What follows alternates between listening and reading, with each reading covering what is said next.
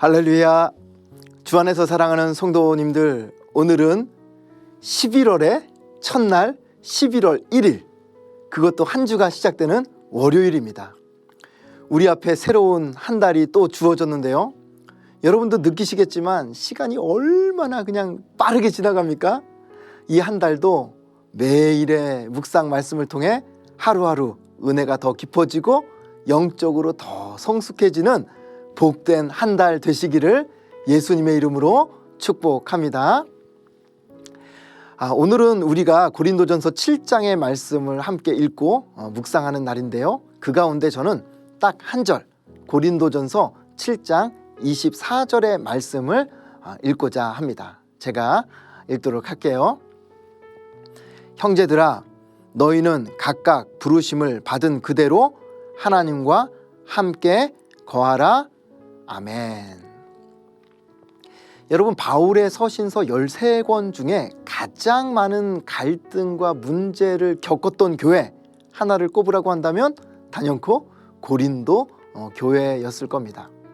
그도 그럴 것이 1장을 시작하자마자 여러분 이미 다 말씀을 들으셨겠지만 교회 안에 분쟁의 문제가 있었고요, 이어서 교회 안에 음행의 문제, 성도 간의 법정으로 가서 다투는 문제, 우상 제물의 문제, 여성도들이 머리를 가리는 문제, 그리고 성만찬을 남용하는 문제, 뒤에 가면 은사의 문제, 너무나도 다양한 문제를 안고 있었던 교회가 바로 고린도 교회입니다. 여러분, 우리가 가끔 주변에서 특정한 문제로 분쟁이나 갈등으로 어려움을 겪는 주변 교회 이야기를 우리가 들을 때가 있지 않습니까? 그런 교회는 고린도 교회에 비하면 아무것도 아닌 거예요. 고린도 교회는 한두 가지 문제가 아니라 갖가지 문제를 가지고 몸살을 앓고 있었던 정말로 문제가 많았던 교회라는 것을 오늘 우리가 이 고린도전서를 읽으면 읽을수록 그것을 실감하게 됩니다. 자, 그렇다면 오늘 고린도전서 7장에는 어떤 갈등과 문제가 벌어지고 있는가, 그리고 바울은 어떤 답을 제시하고 있는가.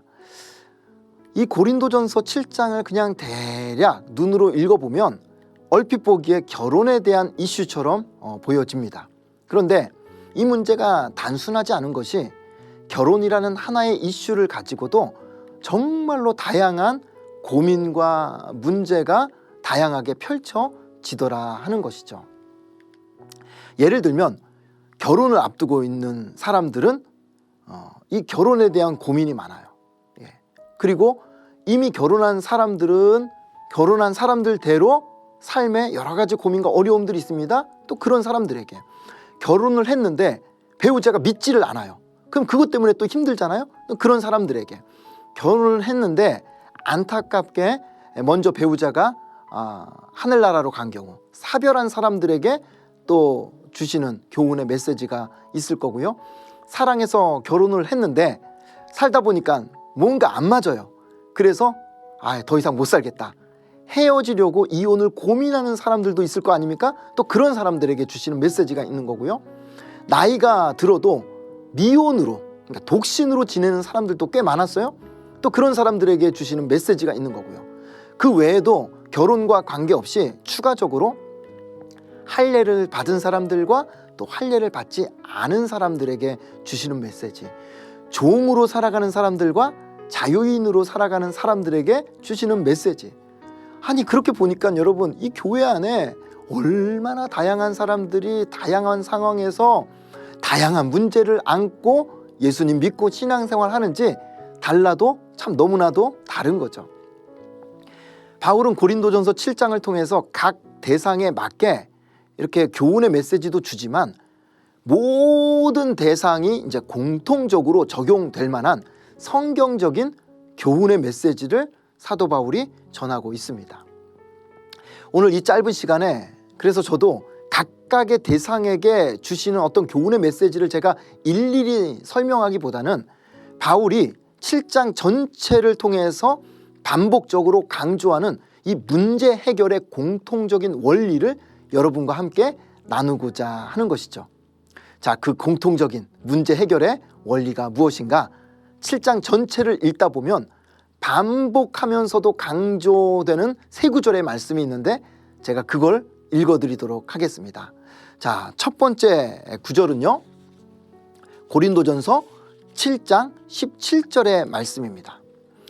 오직 주께서 각 사람에게 나눠주신 대로 하나님이 각 사람을 부르신 그대로 행하라. 내가 모든 교회에서 이와 같이 명하노라.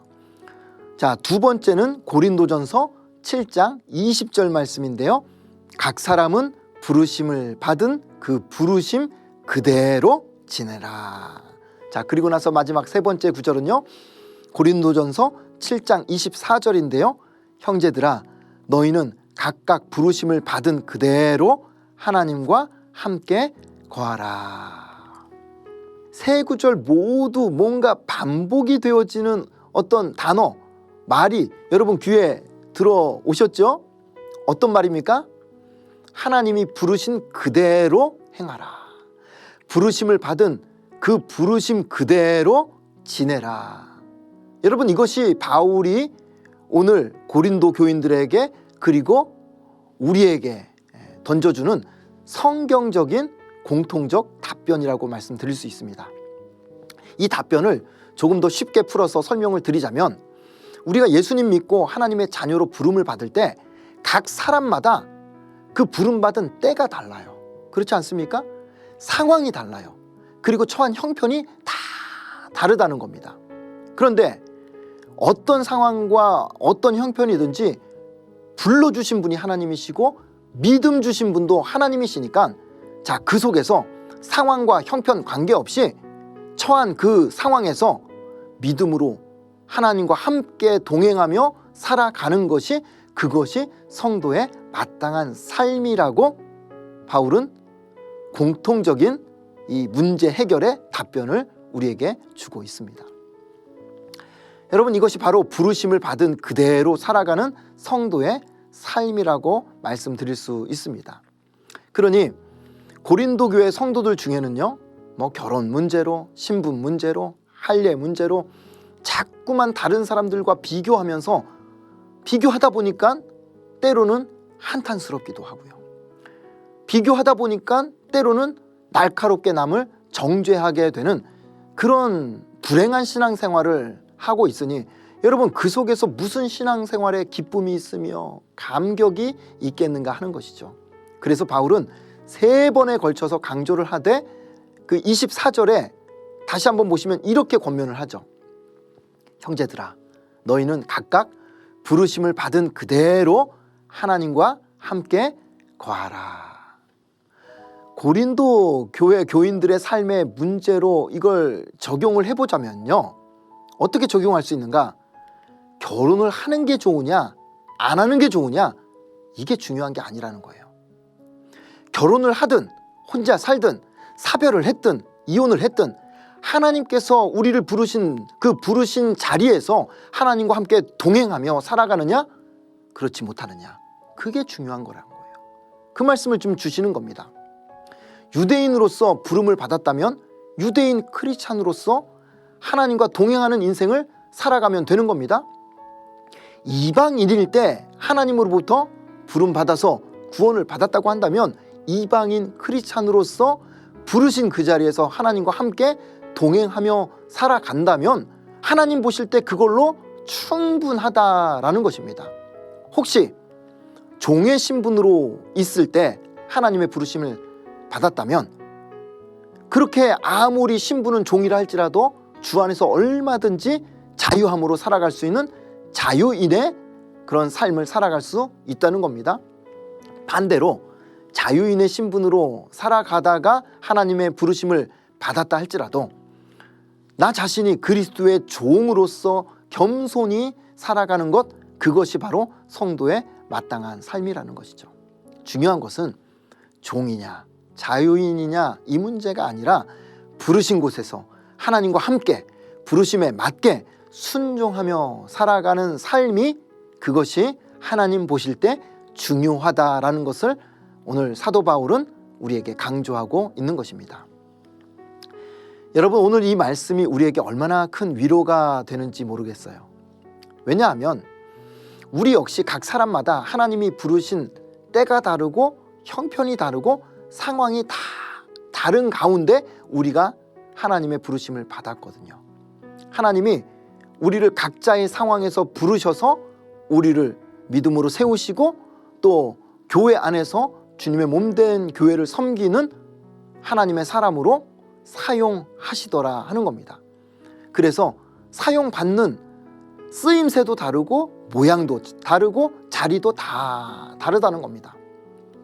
남들과 비교하면 얼마든지 여러분 아쉬운 걸 왜 찾을 수 없겠습니까? 모자란 게 왜 안 느껴지겠는가 하는 것입니다. 나도 저 사람처럼 믿는 남편 만났으면 얼마나 좋았을까? 신앙생활 얼마나 행복했을까? 같이 와서 예배 드리고 같이 봉사하고 얼마나 좋았을까? 여러분 자꾸만 그 믿음의 가정과 비교를 하면서 내 자신을 자꾸 바라다 보면 그러면 자꾸만 탄식이 나오게 되죠. 속상하게 되는 거예요. 나도 저 사람처럼 믿는 부모 만나서 믿는 부모님 밑에서 모태신앙으로 자랐으면 얼마나 좋았을까? 여러분 자꾸만 그런 생각을 하면 이미 지나가서 되돌릴 수 없는 거잖아요.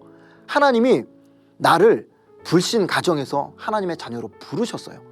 그렇다면 부르신 그 자리에서 하나님의 부르심을 따라 살아가는 것, 그게 중요하다는 거죠. 때로는 우리가 교회 안에서 다른 사람들과 비교하면서 나도 저런 은사가 있었으면, 나도 저런 능력을 받았다면 얼마나 좋았을까? 나도 저렇게 육신이 건강했다면 얼마나 좋았을까? 심지어 어떤 분들은 내가 10년만 젊었어도 얼마나 좋았을까? 내가 교회를 더 힘있게 잘 섬길 수 있었을 텐데. 자, 무슨 말씀입니까?